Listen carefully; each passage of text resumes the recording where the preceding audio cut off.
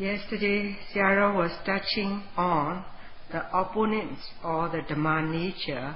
These are the Kilesa Mara. The Kilesa Mara or the defilements they are the enemies. They are on the other side. So it is our duty to conquer them and try to abandon them in the methodical way. Without the systematic and methodical practice, we will never be able to eradicate or suppress these enemies of defilements. These are the inner enemies within oneself. As long as we are able to practice systematic in this Dhamma practice, we cannot abandon or we cannot free ourselves from the influence of these impurities. Since yesterday, Sayadaw was preaching on how to dispel the gross, medium type and fine type of defilements by observing Sila. That is the morality training. By observing the morality, how we can conquer these gross and mild, medium type of defilements, Sayadaw have explained yesterday to a certain extent. So as we come to understand by observing the Sila, we abstain from all the disgusted bodily behavior as well from speech. So in that way, we restrain from not doing them. So as such, we come to observe properly of Hiri Ottappa as well. That is shamelessness, shamefulness and fearfulness to do all the evils. So we abstain from doing them. By abstaining ourselves and observing these moralities, not only we are bringing in the benefits for oneself, also we are preventing the others from harm or hurt. So in that way, we are not doing any wrongs from speech and deeds. So that is the way we are conquering oneself. By conquering oneself means you are winning on yourself through Dhamma practice. So in that way, you are away or you suppress from all the evils. So these are the points how we can achieve by observing Sila. When it comes to touch on Sila or morality, Sayadaw explained there were numerous facts to be explained. But to the extent for today as well yesterday, it is enough. But for the Dhamma practitioner, Sila or morality is the foundation which is crucial for everyone to be observed. But however we are practicing Dhamma, we never consider how it is serious to observe Sila. So in the line of the practice of Dhamma, we mix ourselves up with the desire of sensual pleasures. Only if we are brave enough to abandon all these craving to sensual pleasures, then we will be gaining Nikkama Sukha. That is, by abandoning them, we will be in a real bliss. So, as if we cannot abstain ourselves from craving to sensual pleasures, that means Vittu Kama. Vittu Kama means all attractive outside object. So we crave to it and we take pleasure on them. As long as we are able to abandon them, we will obtain Nikkama Sukha. That is by attaining jhanic bliss, as well by entering into Nibbana. But especially for the young people, though they are taking up the Dhamma practice, in the line of practice, the way they are proceeding is always mixed up with sexual pleasures. But on the other hand, only if one is able to abandon all these craving to sensual pleasures, then at one time you will have the full accomplishment to gain in the Dhamma line. So that's why we have to nail down in our mind to observe this sila or morality is a serious matter. If one is observing the sila or morality as a foundation, it is satisfactory for one as a Dhamma practitioner. But this foundation of sila can only suppress transgressional kilesa mara, that is the very gross or wild kind of defilements in one. But for the mara or the defilements in our mind, that is priyotana kilesa and anusya kilesa, that is the latent defilements, these two cannot be suppressed or abandoned by sila, morality. So we need to follow, to train the other two training. The other two training is to abandon priyotana kilesa, that is the medium or the obsessive kind. We need to suppress with samadhi training, concentration training, and for the latent or anusya is we need to train with pinya training or pinya sikha. By attaining pinya sikha means we need to accumulate vipassana wisdom or pinya, as well the ariya pinya, the noble wisdom. Only when one is able to note from moment to moment continuity of the, if there is continuity of the noting to moment noting, then we will be able to eradicate the latent or the potential defilements in oneself.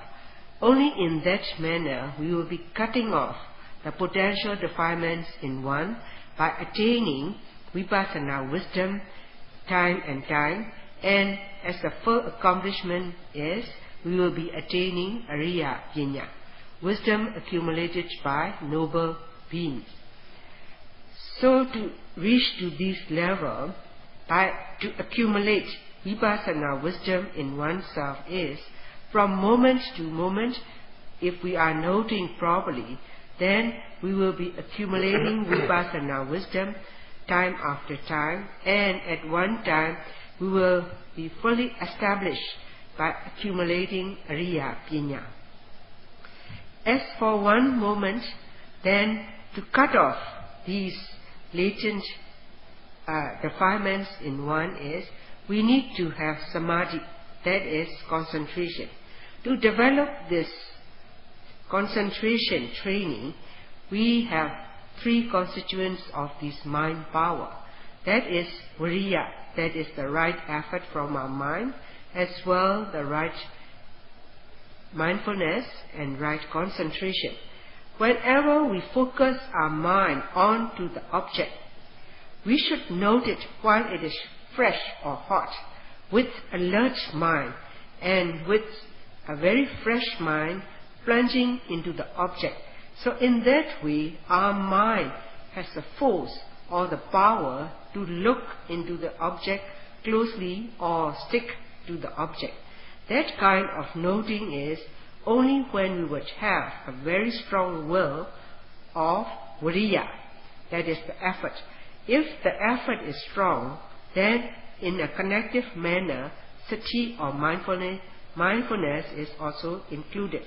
But this mindfulness, Sayadaw reminds us that it shouldn't be of inferior kind or just a medium kind or not neither of them, but it should be a best kind, that should be a strong, powerful, and we must be able to note it precisely and with pointedness of mind, one pointedness of mind noting on the object. So in that way we are accumulating kanika samadhi or a momentary concentration. If this kind of momentary concentration is accumulated in one, then there is the sati or mindfulness becomes sustained in ourselves. If that to attain the sustained mindfulness in oneself, then we need to have the right aim onto the object. connected with this right aim, we should have the right effort. But if the effort is strong, then we will slip off the object, or it goes beyond the object. And if the effort is less or weak, then that focusing mind cannot reach properly onto the object. So that's why to be accurately noting and with right effort is, we also need another mental power called vitakka. That is the application of mind onto the object. Only when these mental powers are collectively working out, we will have the strong power in our mind, and when they accomplish or establish, then we will be having samadhi, sikha or training. If we can sustain that training of samadhi or concentration in our mind, there is no chance for the medium type or obsessive type of defilements to occur. So you will have the protection in your mind. Whenever we are noting to the object from our noting mind accurately and precisely, then our noting mind covers and note on the object thoroughly, and it is sticking and noting on it properly. So in that moment is the time we are noting successfully. To be able to note successfully means we also need other mental powers as well. These are sattha and sandha. Sattha means it is the faith or trust in this Dhamma. And if we have the real faith, we accept this practice. As well, we confirm, you will have the conformity in yourself, and you come to the decision. And you must have a strong desire to proceed with this practice. And also, from our mind, we should understand what are the benefits by practicing this meditation. To come to understand these benefits, whether in a short form or in elaboration, we need to study or listen. So as for the benefits, Sayadaw explained as expounded by the Lord Buddha, these benefits are not small, they are not few, they are great and enormous benefit for one. So for the first kind of benefit is, it expels the impurities of mind or obtain the purification of mind. Because if we are not noting with this meditation, our mind is always succumb to any kind of these defilements like greed. For example, if we meet with any kind of attractive object, we cling to it instantly. The reaction is from our mind is very swift. Or if we have to meet with any kind of dislikes or hateful object, instantly we develop aversion or hate from our mind, and these are the impurities of our mind. So whenever we meet with any kind of likes and dislikes, accordingly our mind will react, and these are the impurities overwhelming in your mind or covering up in your mind. So that's why, as for one who is not practicing properly in accordance with Satipatthana Dhamma practice, then they cannot deeply understand the true nature of these Dhamma, then they won't know anything at all. That means we are ignorant of all the truism. If we are ignorant of this truism, then our mind is dim. We wavered. We don't know what we should do. That means this ignorance is called as moha or delusion. So almost all the time our mind is covered up with the power of delusion if there is absence of sati or mindfulness. So Sayadaw stressed that if the mind is freed or not having any moment of sati or mindfulness, whenever the likable object you meet, you already develop raga, that is lust. Or whenever the hateful object you encounter, you already develop aversion. And apart from these, almost all the time, if our mind is lacking sati or mindfulness, our mind is always covered up with moha, that is the delusion or ignorance. So there will be numerous or series of moments of delusion is covering up in our mind with greed, aversion and delusion.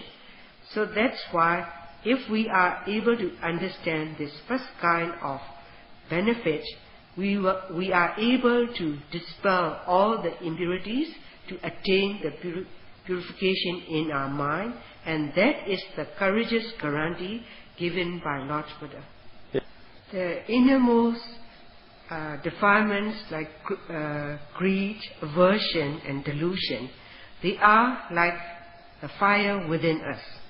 The fire within us is very difficult to indulge or to control it. But as for the fire that is outside fire, we can see with our eye, and there are ways and means for one to control it. In the modern days, they have ways and means to prevent for the fire not to break out. As well, if it breaks out, they have the ways and means to control it. But these kind of fire from outside will happen only very seldom. But the innermost fires, these defilements within us, is always burning to ourselves. If we are lacking sati or there is no mindfulness in us, we always succumb to the burnt of these defilements within us. Not only these defilements are burning to oneself, but it is contagious from one to another and always burning to each and every individual. That's why this innermost fires or the inner fire within us is so frightening than the outside fire. Nowadays, Sarah explained, people used to talk about the global warming.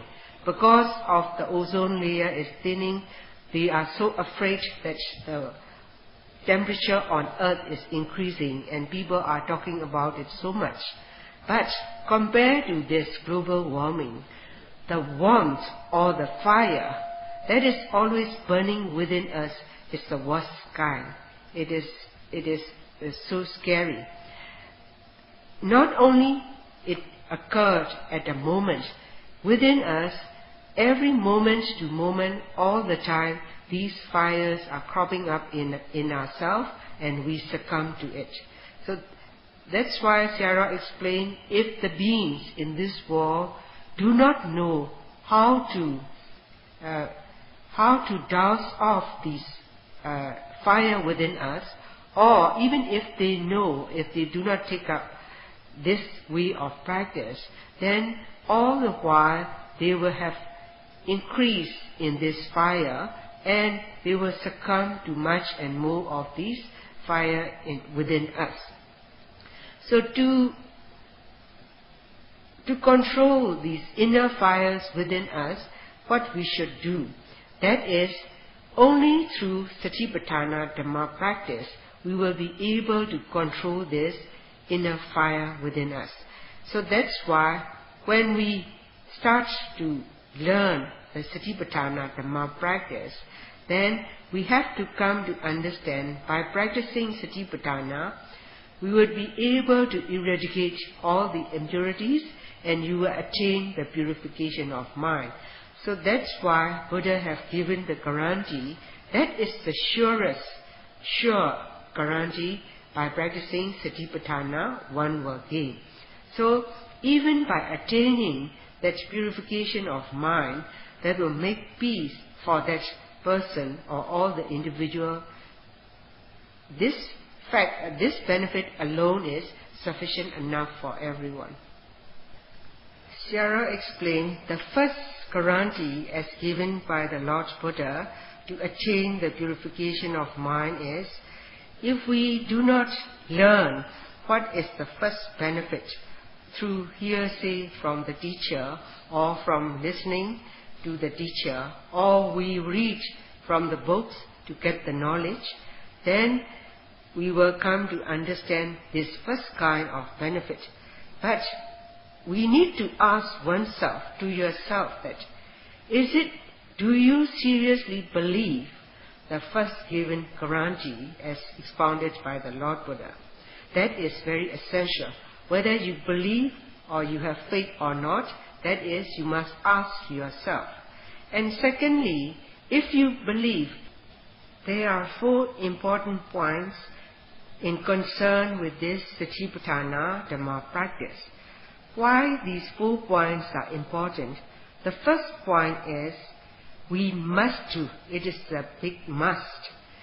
Because if we don't do, then nothing of any truth, we cannot see it. So that's why it is very important. It is a must to do this kind of Dhamma practice. And second is, one needs to practice thyself or oneself. Because you cannot substitute any other person to take up this Dhamma practice. You cannot buy it, because or you cannot request to get this Dhamma practice, or you ask with force from others to gain this Dhamma practice. You cannot do these kinds of ways and means. Only through your own practice you will gain what you have to gain in this Satipatthana Dhamma practice. While you are in the pursuit of this practice, we shouldn't render even for the life of oneself. So how we should practice is, if you practice, you will gain.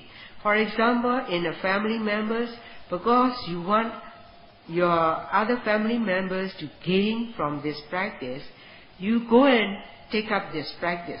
Only you will achieve the benefits, but none the other else. Nobody from your family members can gain it. So that's why the second important factor is, you need to practice by yourself. And the third important factor is, you need to practice at the right time as well. It should be the timely practice. Why it should be the timely practice mean, if you are ill health, if you are sick, or if you are too old, or if you cannot find any suitable teachers, then you won't have the chance to practice. You should have a good opportunity at the right time, and to take up the timely practice this is very important. So once you got the chance, then in 24 hours in a day, except from your sleeping hours, then whether you sit, stand, or in a sitting, all the while long we must focus our mind on the meditational object. So to all the present occurrences, we must guard with sati or mindfulness. If we guard with mindfulness, we will be knowing. But if not, we will stop and go, and at times we note and at times we stop. Or sometimes we gaze, or sometimes the benefit is numerous, or it is a great benefit for one. If not, if we cannot purify our mind, all the while our mind is colored or overwhelmed with raga, that is craving.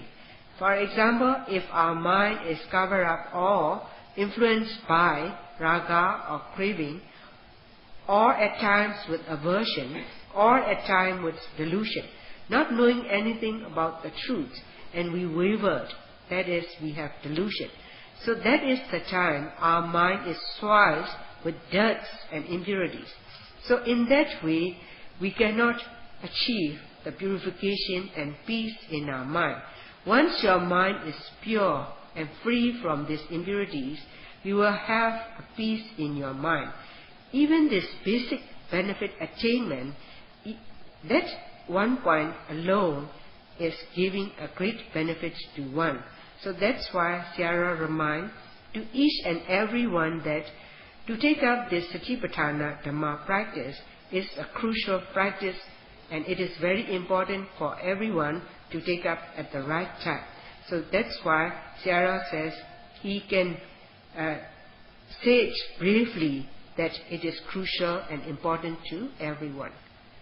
If we are listening attentively to the benefits of Satipatthana Dhamma practice, once a person is attaining the strong faith, one would have a strong confidence in this Dhamma practice, and because of the strong confidence you have in this Dhamma practice, you have a very firm chanda or desire to pursue this Dhamma practice. Once you have these two qualities in yourself, as you take up the practical work in this Dhamma practice, you really value it, you cherish it, and you devote to this Dhamma practice. So in that way, that kind of yogi, when one pursue in the Dhamma practice, they have a real respect to the practice as well. They practice attentively and thoroughly, and all the while they make an effort not to miss a point without mindfulness. So that's why even for bending or standing or sitting or whatever the behavior from mind and body, they will be noting or observing thoroughly from second to second.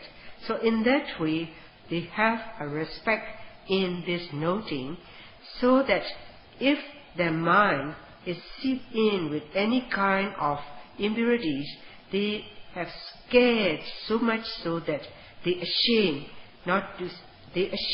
to be seeped by these defilements, and they have fear for these defilements to seep in.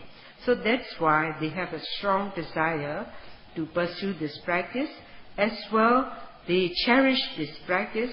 So from the behavior of the yogi, when the teachers have seen or talked to them, by seeing alone, the teacher can judge, is that yogi is the one who cherished this practice, or is he the one who just noting superficially, just by seeing them, the teachers know about them. So that's why, as for the yogi who just take it laxly or superficially, they cannot stay with sati or mindfulness from second to second, and they have not make an effort continuously. How to free our mind from all the impurities? The surest way or the fixed way is to focus our mind on to the present occurrence or to the present object. That is, for example, like if we focus our mind on to rising or to the falling of the object, then at that time our noting mind is energetic. We have the power to plunge into it, and it grabs on the object thoroughly, so that we are noting thoroughly on that object of rising. At that moment of noting, we should have the right aim. That aim should be the righteous, and it is connected with the right effort. If these two mental qualities exist while you are noting on the object, then also the sati or mindfulness is also present at that moment. So in that way, if you can note from one moment to one moment, if you can note it, how well you can prevent yourself from the impurities. So in each and every second, if you can note it, then you will have numerous moments. For example, from 10 to 20 moments. In that way, if your mind can sustain and piercing on the object and note it on it with the right aim, then at that time your mind is freed from the impurities. If your mind is freed from the impurities, how is that karma vitaka? That is your mind behavior to crave for the sensual object. For example, craving to the seeing object, to the sights, sounds or smell, then your mind is freed from all these kind of craving. And also, Because your mind is free from the impurities at that moment to moment, you are also free from vyabhada, that is the ill will. You don't want to hurt anybody. And also your mind is free from vihimsa vitaka, that is, your mind has no intention to harm or harass other people.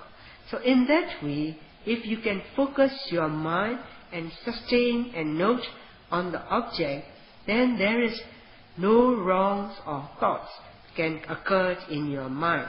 Your mind is free from all the dust. That's why there is no chance for one to burn with any kind of craving to the sensual pleasures.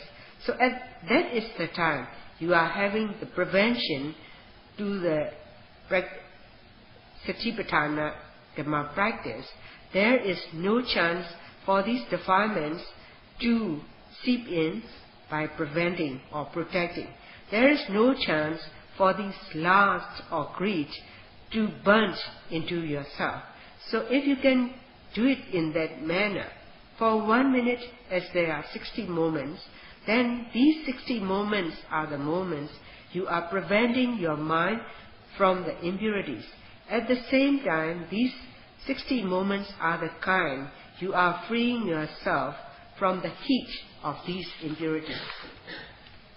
If one's mind is freed from greed, aversion, or how can we have aversion? Because our mind is free from ill will and vihimsa or harassing and torturing other people. Because our mind is freed from this ill will, there is no aversion. If there is no aversion, we have no fire or from this aversion, and we are not burning ourselves with this aversion. So in that way, our mind is very clean and pure. If our mind is very clean and pure, there is no wavering, there is no dimness in our mind. Our mind has clarity onto the object, so there is no moha or delusion in our mind. By practicing in that manner, we are preventing or protecting ourselves from the heat of these impurities. So by protection alone, we are preventing from these heat of these defilements. To attain or sustain this way of momentary is, we need to have collective mental properties or mental powers. With that way, if we are able to note for 1 moment, we are attaining bhavana or cultivation of mind. If we can do it for 2 moments, we are cultivating our mind. So from moment to moment, there will be numerous cultivation to our mind, and at one time we will have a strong stamina of this cultivation of mind will be present in one. That's why for 1 moment, if we are able to note with this prescribed manner, then our mind is freed from impurities, and our mind is also freed from the heat of the impurities. So that way means also we extinguish the heat of these raga or lust as well to the other defilements. So that's why if we are noting at the accurate moment or appropriately, then we need to have this 2 powers in ourselves. That is, one kind is we are preventing ourselves from the impurities. And second is we are preventing the heat from these impurities or the fires. So this should be in a manner of continuum. So if we are able to note as prescribed, as Sayadaw explained just now, then that 1 moment is the time you will have a sharp awareness on the object. You will become a real sharp being while you are in this practice. So to have that sharp nature in your mind is, as explained in the beginning of the discourse, Sayadaw explained that if we are able to put our mind on the object, that is with vitaka or initial application from our mind, that is the time if our mind is stick on the object we are dispelling Mesa Vitaka. These are the wrong thoughts, are already dispelled. Dispelled in that mean, it is not exactly the meaning of dispel, but it didn't give the chance for this wrong thinking to seep into the line of your practice. And if you do have the right aim and the right application of your mind onto the object, then the impurities are suppressed. Suppressed means it is from the line of your mind practice. It won't accept all the impurities while you are in this practice. So there is no dirt or impurities in your mind. As well, you are not burnt with any kind of defilements. Not only you are prevented and protected, but also you have freed from these impurities for that moment. By attaining Khanika Samadhi, that is the momentary concentration. Once we attain momentary concentration, that is the time we have the collective mental powers, all are collective, and they work out as in a unique manner as one. So there is no scattering from our mental properties, and how it is precious we will come to understand with our own practice. So if one does not know the value or the importance of this practice, then they don't know how to cherish or value this Dhamma practice. So because of the lacking in knowledge, they are practicing in a superficial manner. So how deep and how valuable it is through our direct practice, through our direct knowledge from this practical work, as well from the theory what we have listened, we can compare and check it. So that's why this Satipatthana Dhamma practice is the most simplest form to practice, and also it is the best of all the natural works to do. And also this is the pure. So Sayadaw stressed how important it is, because it is the simplest form to practice, and it is the surest kind to practice, and it is the best natural way to practice, and it is the clean or purest way to practice, and that will achieve you that will make you having the benefits in a rapid way, and it is the best of all the practice. So these are the great qualities of Satipatthana Dhamma practice. So if we want to pursue this Satipatthana Dhamma practice, we need to have the basic qualities within us, that is to have strong faith, as well as strong desire to do so. These are the qualities that dwell in the noble people.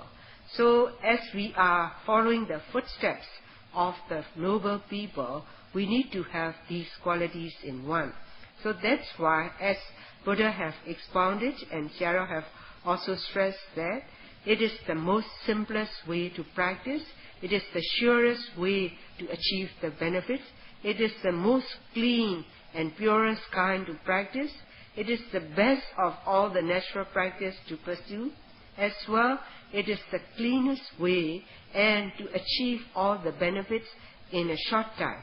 So as these are the qualities as expounded by the Lord Buddha, as we come to understand the deep nature of this Satipatthana Dhamma practice, Sayadaw stressed that through your own practice you can compare all these explanations from the theory. So as much as you have come to understand, now Sayadaw come to the conclusion of his talk by blessing to all of you that may you all be able to practice diligently by making an effort not to miss even a moment.